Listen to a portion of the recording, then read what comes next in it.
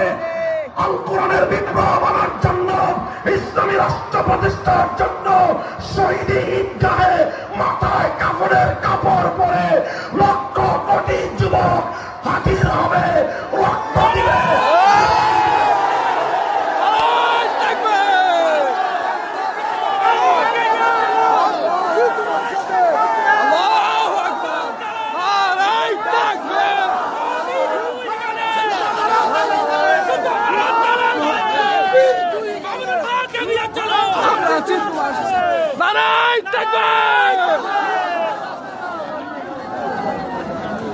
আলহামদুলিল্লাহ, আল্লাহ পাক কবুল করেন।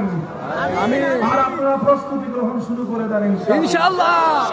আমরা অনন্তকাল পর্যন্ত কারো চেহারার দিকে তাকায় থাকবো না। আমরা একটা যৌক্তিক সময় দেব, এরপরে ইনশাআল্লাহ বাংলাদেশে ইসলামী বিপ্লব